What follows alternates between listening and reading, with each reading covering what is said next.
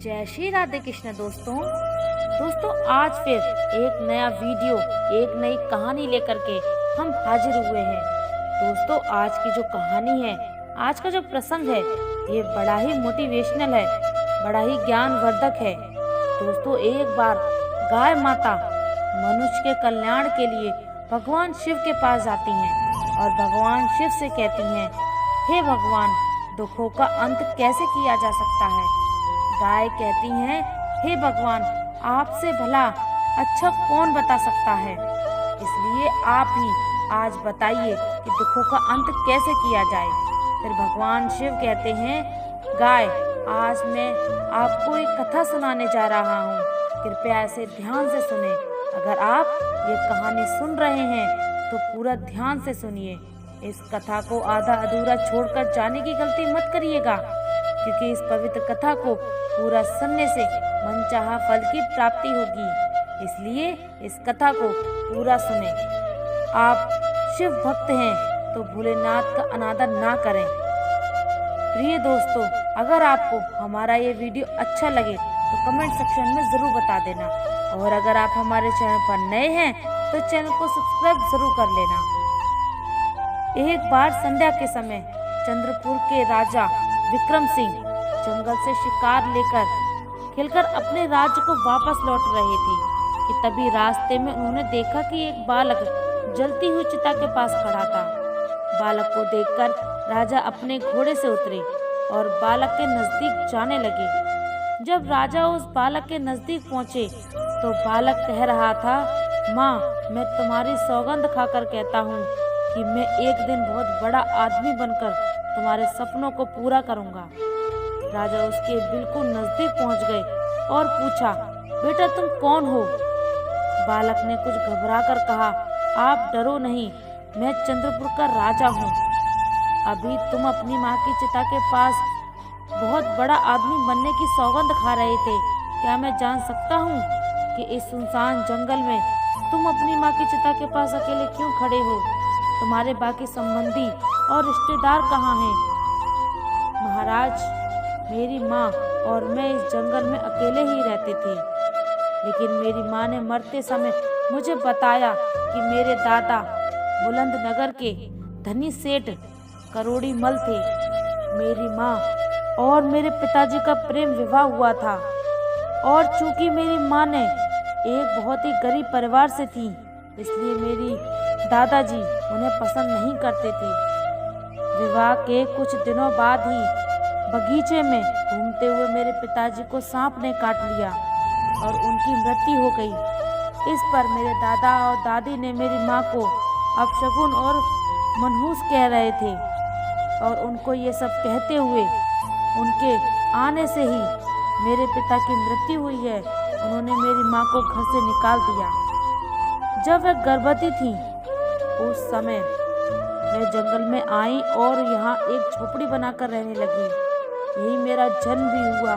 मेरी माँ ने मरते समय मुझसे कहा है कि मैं किसी तरह से गरीबी के जीवन में बाहर निकलूं और धनवान बनूं, योग्य बनूं। महाराज, ये शब्द कहते ही मेरी माँ के प्राण निकल गए। मेरी माँ के जीवित रहते हुए मैंने उनसे बड़ा आदमी बनने का वादा नहीं कर पाया था, इसलिए उनकी चिता के समीप खड़ा होकर इस समय बड़ा आदमी बनने की माँ के आत्मा से विदा ले रहा हूँ। महाराज, बेटा, बड़ी ही दुख भरी कहानी है तुम्हारी। इस वन में रहकर तुम बड़े आदमी कैसे बन सकते हो? अच्छा ये बताओ, हमारे हाथ और हमारे साथ हमारे राज्य में चलना चाहोगे?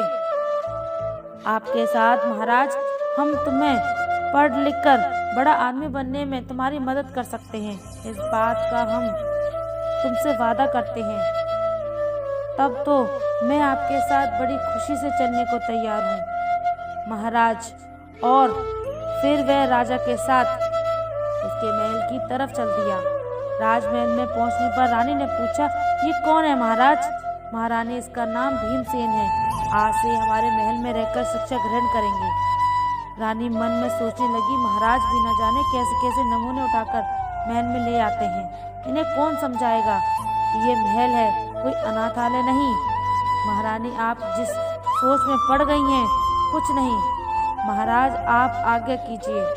महारानी, आज से भीमसेन तुम्हारी छत्र छाया में पलेगा। राजकुमार और राजकुमारी की तरह ही अब तुम्हें इसका ध्यान भी रखना है। महाराज, उस रात भीमसेन सोचने लगा कि उसकी कितनी अच्छी किस्मत है कि वह राजमहल में पहुंच गया।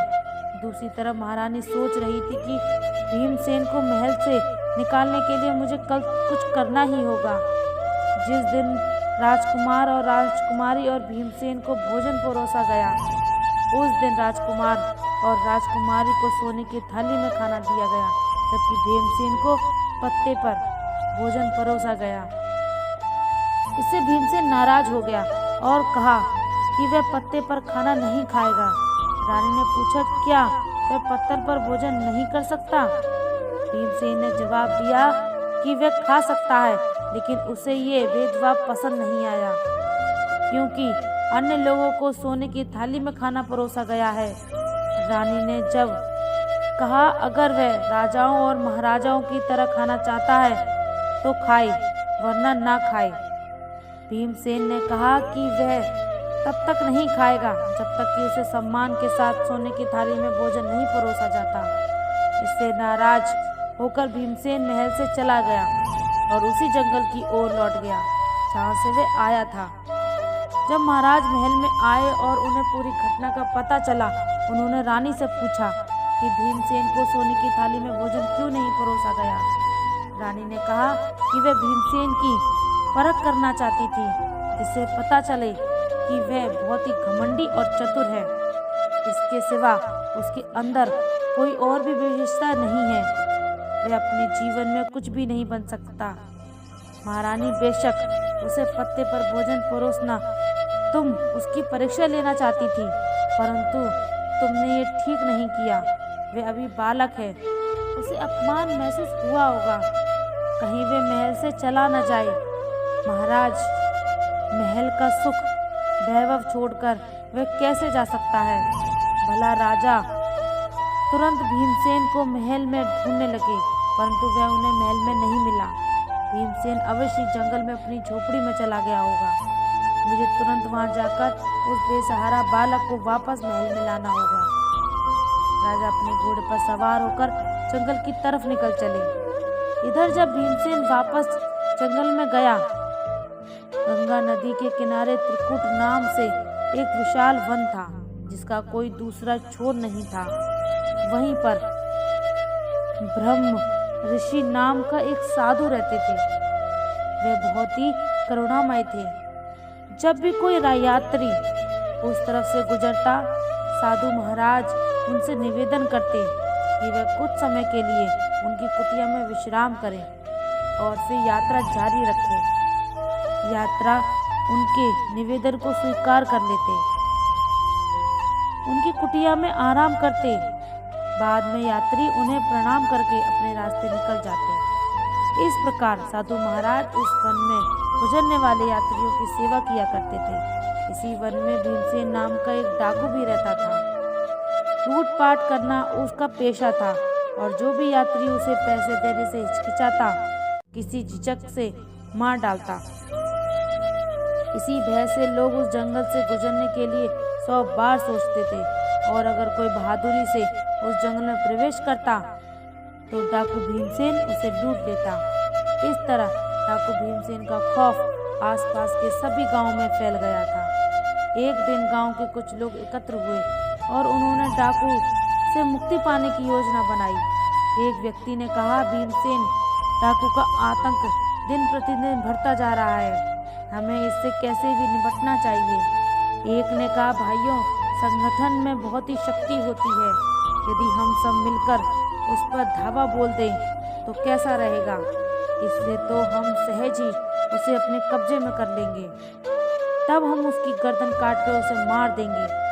विचार तो तुम्हारा बहुत ही उत्तम है, तो फिर देर किस बात की, आज ही भीमसेन डाकू पर धावा बोल दिया जाए। उसी समय सभी लोग अस्त्र शस्त्र से लेकर त्रिकुट जंगल की ओर चल पड़े। वन में पहुंचकर वह डाकू भीमसेन को ललकारने लगे। कहाँ छुपा हुआ है डाकू भीमसेन, बाहर निकल। देख, आज तू हमें लूट नहीं पाएगा, तेरी मौत बनकर आए हैं आज हम सबसे, तू बच नहीं पाएगा। शिकार के फेर में झोपड़ियों में छुपे डाकू भीमसेन ने जब देखा कि बहुत से लोग उसके खिलाफ बोल रहे हैं तो वो अचानक चौंक गया। उसने सोचा कि अगर आज वह इस भीड़ के हाथ लग गया तो उसका बचना मुश्किल है, जबकि वह लोग लगातार उसे चुनौती दे रहे थे। डाकू भीमसेन ने सोचा कि यहाँ तो मुझे ये लोग जरूर पकड़ लेंगे, मुझे कहीं और छुपकर होना होगा ताकि मैं अपनी जान बचा सकूं। यह सोचकर वह वहां से उठा और चुपचाप वहां से निकल पड़ा। जल्दी ही उसे साधु की कुटिया दिखाई दी। उसने सोचा कि मुझे इस कुटिया में शरण लेनी चाहिए। वह कुटिया के समीप पहुंच गया। वह बहुत ही हाँफ रहा था। साधु ने उसे देखा और कहा, कौन हो तुम? इस तरह से हाँफ क्यों रहे हो? और इस वीरान जंगल में तुम अकेले क्या कर रहे हो? कौन हो? क्या घर से भागकर आए हो? नहीं ऋषि, वो ऐसी बात नहीं है। तब भीमसेन ने ऋषि को अपनी राम कहानी सुनाई। तब ऋषि ने कहा, तुम बड़ा आदमी बनना चाहते हो? हाँ ऋषि, पर समझ नहीं पा रहा हूँ कि मैं बड़ा आदमी कैसे बनूंगा। बेटा, यहाँ पर रहकर तुम बड़े आदमी कैसे बन सकते हो? बड़ा आदमी बनने के लिए बुद्धि की आवश्यकता होती है और बुद्धि विद्या ग्रहण करने के बाद आती है। और परंतु महाराज, विद्या कैसे प्राप्त करूं? मेरे पास तो शिक्षा हेतु कोई धन नहीं है, मुझे कौन पढ़ाएगा? ऋषिवर ने कहा, बेटा, यदि तुम सच्चे दिल से शिक्षा प्राप्त करना चाहते हो तो मेरे आश्रम में रहकर तुम विद्या प्राप्त कर सकते हो।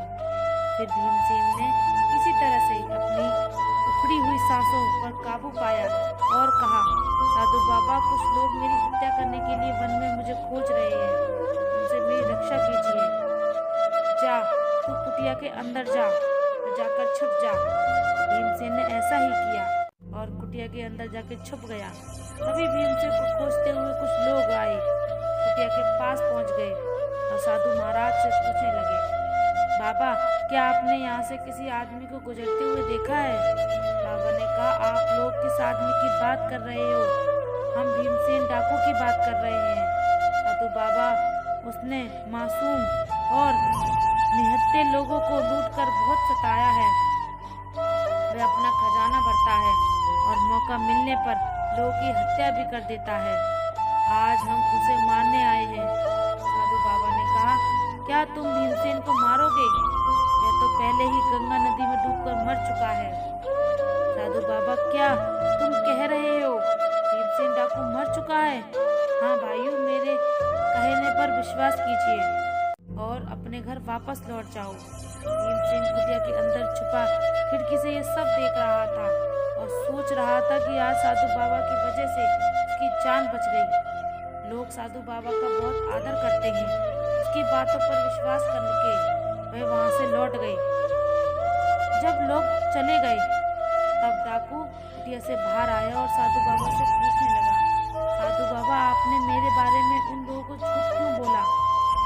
मैंने उनसे क्या झूठ बोला था? भीमसेन तुम्हारे अंदर का डाकू मर चुका है, इसलिए तुम डरकर मेरी मदद मांगने आए थे। साधु बाबा, आपकी बात सच है। साधु बाबा फिर कहने लगे, उनसे धन लूटकर तुम अपना लोक और परलोक बिगाड़ रहे हो। इतना सब कुछ करने के पर भी क्या तुम्हारे मन को शांति मिली? तुम निडर होकर अन्य लोगों की तरह जीवन गुजार सकते हो? नहीं, हर समय तुम्हें यही डर बना रहता है कि कहीं कोई तुम्हें मार न दे। बोलो, सत्य है ना? हाँ साधु बाबा। फिर कुछ सोचकर भीमसेन डाकू ने साधु बाबा से कहा, साधु महाराज, आपकी बातों ने मेरी आंखें खोल दी। मैं भी अन्य लोगों की तरह निडर होकर जीना चाहता हूँ। आप मुझे कोई ऐसा उपाय बताइए जिसको करने से लोग मुझे भी आपकी तरह आदर सम्मान से देखें। मैं वचन देता हूँ कि आप मुझसे जो भी काम कराएंगे और जो भी कुछ कहेंगे मैं उसे करूँगा। ऐसा है, तब आप मेरे पीछे पीछे। तब साधु बाबा एक पर्वत की ओर चल दिए और भीमसेन उनके पीछे पीछे था। पर्वत की तलहटी में पहुंचने पर साधु महाराज ने कहा, भीमसेन, इन 2 पत्थरों को अपने सिर पर उठाकर पहाड़ पर मेरे पीछे पीछे चलो। अच्छा साधु बाबा। भीमसेन ने ऐसा ही किया और उसने दोनों पत्थर उठा लिए और अपने सिर पर रखकर साधु बाबा के पीछे पीछे चलने लगा। कुछ ही कदम चलने पर वह थकने लगा। तब साधु बाबा से पूछा। भीमसेन ने कहा, साधु बाबा, ये पत्थर बहुत भारी हैं। साधु ने कहा, अच्छा, एक पत्थर फेंक दो। भीमसेन ने तुरंत एक पत्थर फेंक दिया और फिर से साधु के पीछे चलने लगा। कुछ दूर जाने पर भीमसेन ने फिर कहा, साधु बाबा, ये अकेला पत्थर भी बहुत भारी है, अब मैं चढ़ाई नहीं कर सकता। साधु ने कहा, ठीक है, इसे भी फेंक दो और मेरे पीछे आओ। भीमसेन ने दूसरा पत्थर भी फेंक दिया और साधु ने पीछे पहाड़ पर चढ़ने लगा। अब वह आसानी से पहाड़ की चोटी पर चढ़ गया था। वहां पहुंचकर भीमसेन ने कहा, साधु बाबा, आप मुझे यहाँ पर क्यों लाए हैं? साधु बाबा ने कहा, तुम्हें एक शिक्षा देने के लिए। देखो, अब तक तुम्हारे सिर पर लूट मार और हत्या का 2 भारी पत्थरों का बोझ था, जो तुम्हें जनप्रिय रूपी पहाड़ पर चढ़ने नहीं दे रहा था। इसलिए तुम एक काम करो, आज से तुम लूट मार और हत्याएं करना बंद कर दो। जिन लोगों का धन तुमने आज तक लूटा है, उन्हें वापस कर दो। तब जाकर तुम भी सब लोगों की प्रिय बन जाओगे। तभी सब जंगल में भले आदमी के रूप में तुम पहचाने जाओगे। ठीक है साधु बाबा, मैं ऐसा ही करूँगा। लेकिन मुझे ये पता नहीं था कि जिन लोगों से मैंने धन चुराया था वे कौन थे और कहाँ के निवासी थे। फिर साधु बाबा कहते हैं, इसलिए तुम ये करो कि चुराया हुआ धन गरीबों और भिखारियों में बांट दो।